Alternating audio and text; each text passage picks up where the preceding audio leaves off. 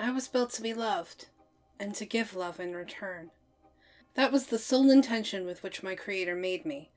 So when my new mother brought me home to meet my new sister, my heart leaped with excitement at the thought of finally fulfilling my life's purpose.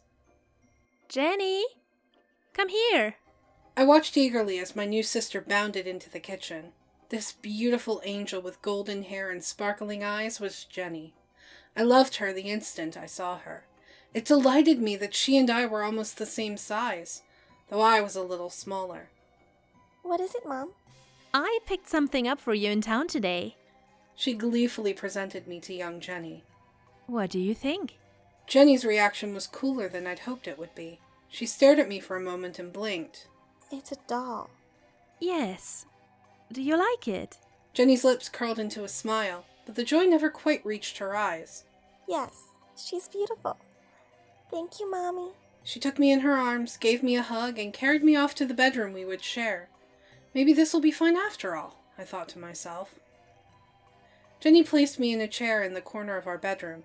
I expected that I would sit here whenever she wasn't playing with me, and then I thought, once bedtime came, we would surely snuggle together beneath the covers of the big bed on the other side of the room.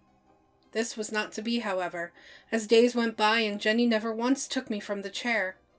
The most she would interact with me was to give me a suspicious glance from across the room. Sometimes this glance was accompanied by a shudder. That confirmed it. My new sister didn't like me. I was devastated. I decided I had to show her somehow that I was worthy of her affections. I needed her to know the love I was prepared to give her. So one night when the lights went out and I was sure Jenny was asleep, I channeled every bit of focus and energy I had into my limbs of fabric and stuffing. After what felt like hours, to my excitement, they finally began to move. Yes, I had learned to control them. Clumsily, as this was all still new, I got down from the chair and made my way toward Jenny's bed. I had no idea before I started moving that would take so much energy. I managed to get only halfway across the room before I could go no further. It was there that I dropped, forced to wait until morning. At last, the first rays of sunshine leaked into the room from beneath the window shade. Mother came to the door as she always did. Jenny, it's time to... Jenny, what is your doll doing on the floor? I don't know. I didn't put it there. Nonsense, Jenny. You need to take better care of your things, young lady. But Before Jenny could protest any further, Mother cut her off. Not another word, Jenny. Come downstairs and eat your breakfast. She closed the door, leaving us alone once more. Jenny got out of bed and slowly approached me where I lay. She moved with such trepidation, as if I were going to explode at any moment. At long last she picked me up. It was the first time she had done so since that first day of my adoption, and the sensation was sweet. It was short-lived, however, as a moment later she placed me firmly back in the chair from which I'd come. She looked me over, not with suspicion this time, but something like worry. Perhaps it was fear. Jenny, hurry up. Jenny snapped to attention and obeyed, hurrying quickly from the room. I now understood, of course, that I was simply too weak, or too new to walking to make the journey all the way across the room. The only thing to be done, I decided, was to practice. Each night when I was sure Jenny had gone to bed, I would come down from my place and venture across the room. For the first few nights, whenever I felt my energy and strength leaving me, I would turn and try to get back to the chair with whatever I had left. Often at first, I would simply collapse on the floor in front or beneath the chair. In the mornings, when Jenny would discover me, I would be met with the same looks of confusion and concern. They never stopped feeling like rejection, but the pain I felt only made me more determined to show Jenny how worthy I was of her love. Just as I had hoped, moving became easier and easier. Within 2 months, I could make it all the way to Jenny's bed. The first time she discovered me there on the floor beside her bed in the morning, she screamed to my utter surprise. She didn't even pick me up, but instead ran from the room. Moments later, she returned with Mother. There! Jenny, don't be silly. Your doll just fell out of your bed while you were sleeping. But I didn't sleep with it. I swear. Mother smiled sweetly. Jenny, it's okay to sleep with your doll if you want to. You don't need to make things up. But Now that's enough. Pick up your doll and come downstairs for breakfast. I'm not touching her. Jennifer, stop acting up this instant. Pick up your doll right now. Jenny looked defeated. She hesitated and then slowly approached me.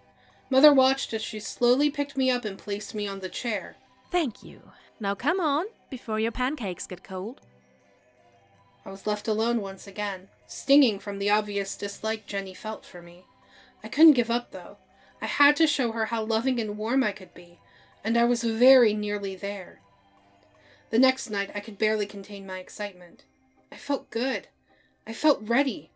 Deep down, I knew I could do this.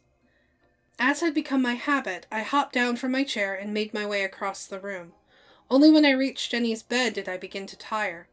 I reached up, grabbed hold of the edge of Jenny's mattress, and hoisted myself up to where she slept. At last I was beside her, my sweet sister. This was where I had longed to be. I sat for a long time, just watching Jenny sleep. She looked so peaceful, her little chest rising and falling. The slightest hint of a snore issued forth on every exhale. The love and emotion coursing through me almost made me shake. It's the one and only dream of every creature like me to be loved and cherished by a little girl like Jenny. It's what we were made to do. Without that, we are nothing. Now was my chance. I decided to show Jenny how loving and comforting I could be. I inched slowly over to her face, the only part of her that lay exposed in a sea of blankets and pillows. I wrapped myself around her head in the tightest embrace I could manage.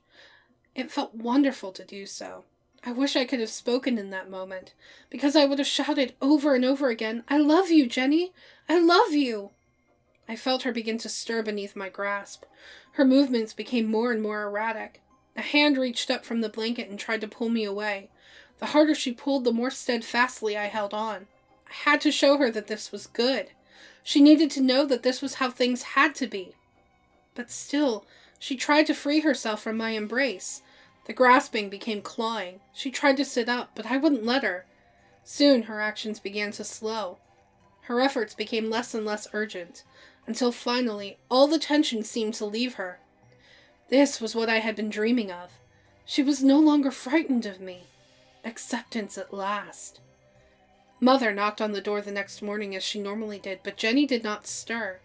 This was highly unusual, and I became worried when time passed, and my sister still hadn't moved. Mother came in, calling Jenny's name. Slowly she approached the bed where we lay. I watched in confusion as Mother dropped to her knees.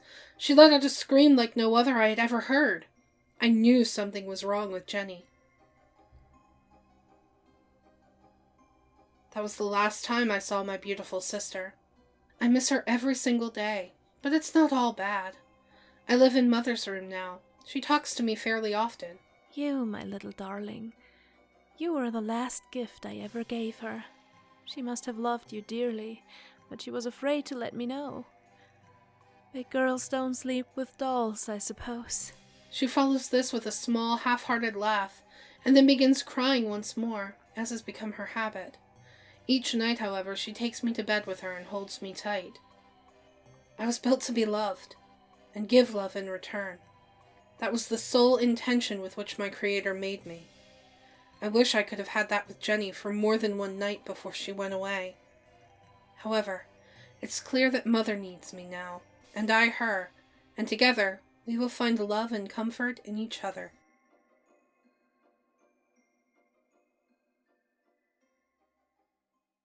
Hey guys! Do you like our content? Do you want to support the show?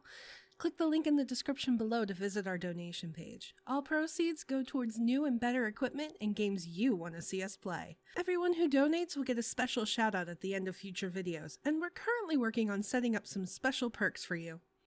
If you don't want to donate, that's okay too. You can support us by subscribing and clicking that bell icon so you get notified whenever we put out a new video. Thank you so much for checking out today's story. A huge thank you to my friends Melle, Teich, and Rebecca Elven Fangirl Durst for helping me out today. Make sure to give them some love. Links in the description down below. If you'd like to check out yesterday's story, click that box on the left. Or if you'd like to see something a little different, click that box on the right to check out our latest Let's Voice Act series. Thanks for watching. Stay creepy, everybody.